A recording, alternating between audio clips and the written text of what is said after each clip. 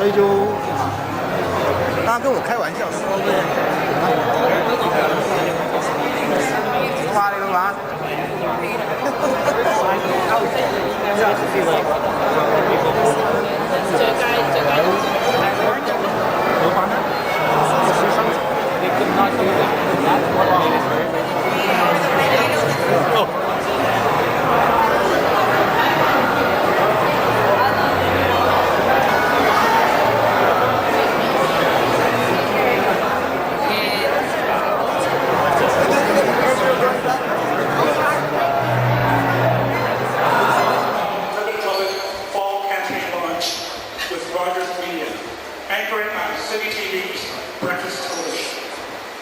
Last year, we welcomed more than 395,000 Canadians, the highest number ever, and a further increase of 5.1% in arrivals in the first 8 months of 2008 underlines the depth of Hong Kong's appeal among Canadian consumers. Hong Kong is continually enhancing its appeal as a travel destination as we expand our attractions, open new ones, unveil more hidden treasures.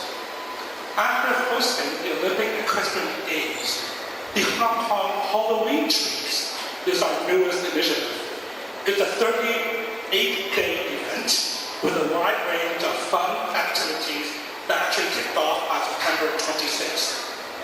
The ever popular Hong Kong Winterfest will start from November 26th until January 4th, 2009. The New Year Eve countdown at the harborfront will be the highlight. Chinese New Year celebrations, the Hong Kong South Festival, Hong Kong Arts Festival, Hong Kong Marathon are some of the other major events happening in the first quarter of 2009. Living cultural tours to Patmai Islands are a series of new products to explore the historic, scenic, and rural areas of Hong Kong.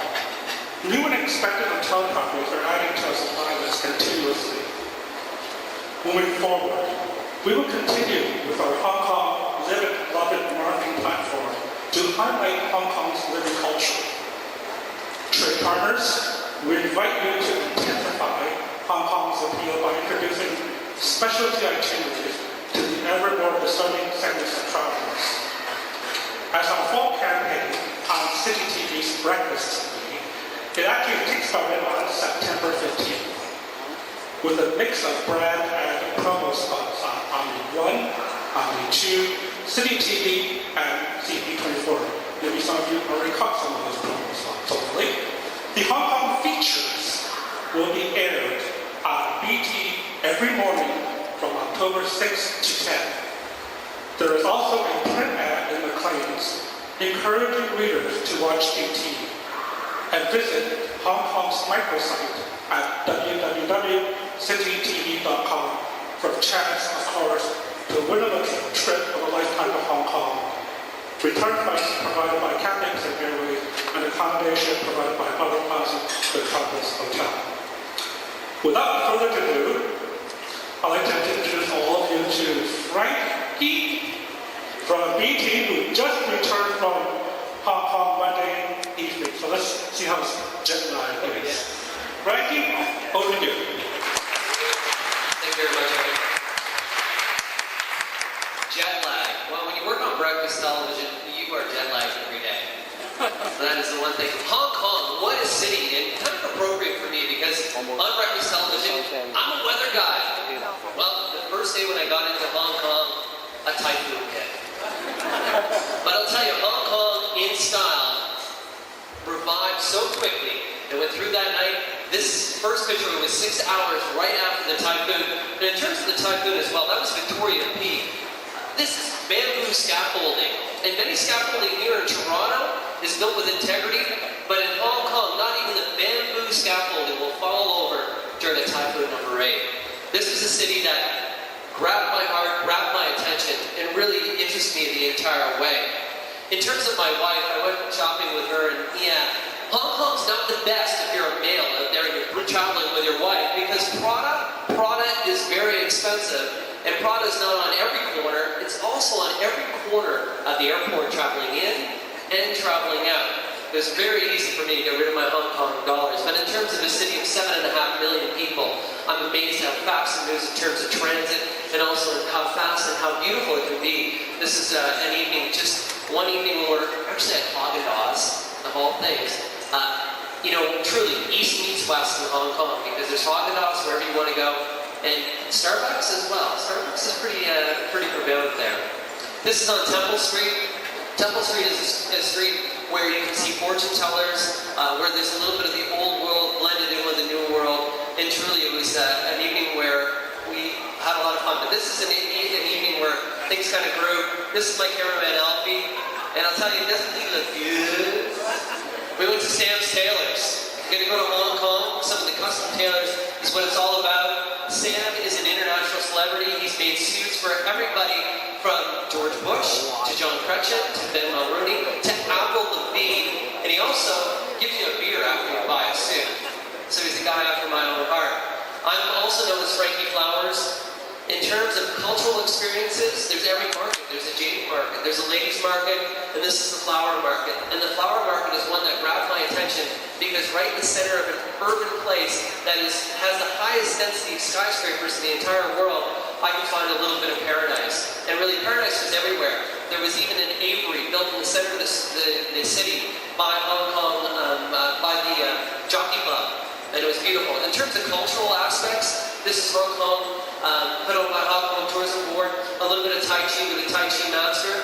The Tai Chi master also said that I was really good, but what makes me really good, see that's me there, this here is a Korean model.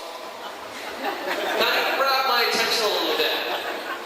Oh, and my wife was there somewhere, but I don't know if she grabbed that.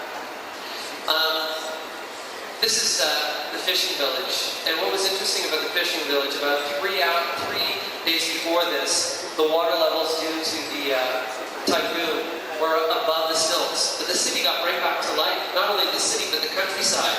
Things never stop, and things will always get back to life and back to normal. The vibrancy of the people, I learned a lot about Feng Shui and the ability just to rebound back.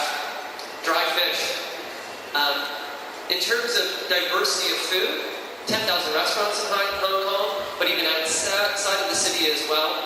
I come from a very European background where I'll eat anything and everything, and there truly is every choice. This here is a little bit of a cable car ride. And the cable car ride, this was the interesting thing about Hong Kong. There was times where I felt like I was in Hawaii. There was times that with this cable car ride, I almost felt like I was going to be in the Swiss Alps.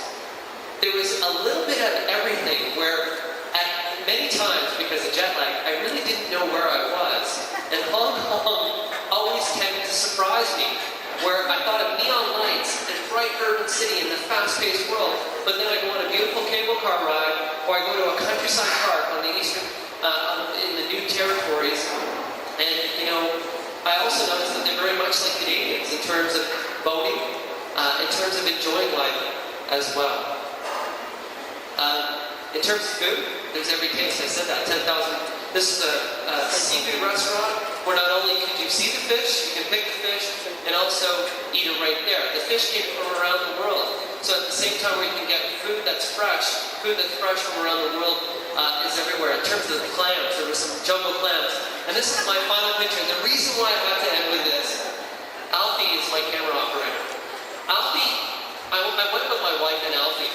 Alfie's like traveling with 2 wives. And I mean this in the best way.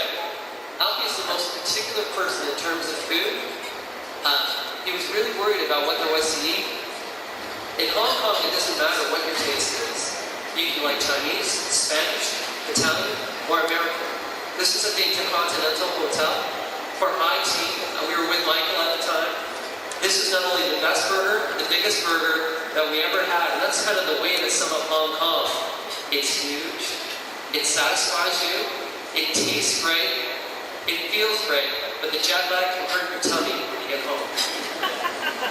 So once again, Hong Kong is something that you'll be seeing live on Breakfast Television all through next week. And my plan is to show the city of contrast. A little bit about the yin and yang of Hong Kong. I'm going to show you from skyscrapers to stills. I'm going to show you from busy streets to tranquil settings. We're going to tell you that Hong Kong is something for everybody. And there's nothing that you can't imagine that's there. And borders will be open where you'll see a city where truly East meets West, and something that I'll never forget. And I thank the Hong Kong Tourism Board for making me part of this, and also for allowing me to come see your wonderful city. Thank you. Thank you.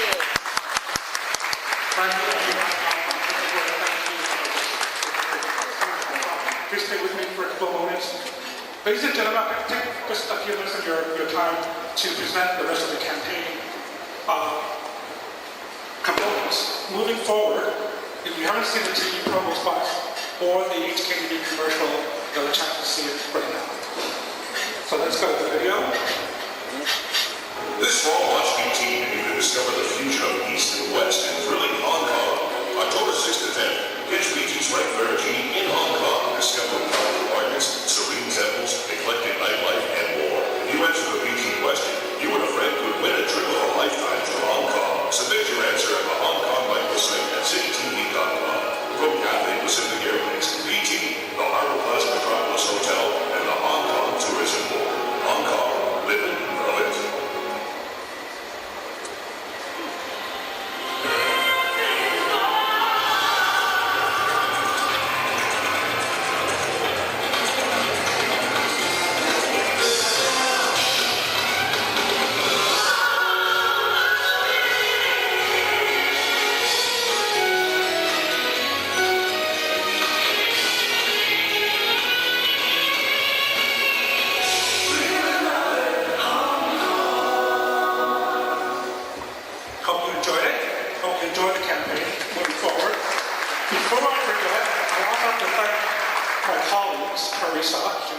Running around somewhere in the room.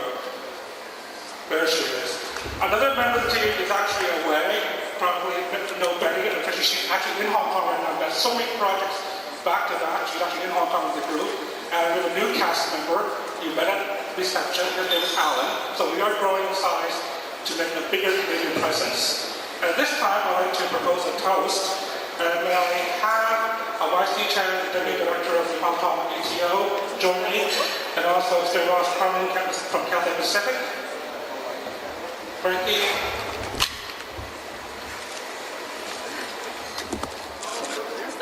Sorry. And good health, safe travels, and thank you all for coming this evening to support Hong Kong. Cheers, everyone. Can you get together the cheese and Okay, camera. Celebrities.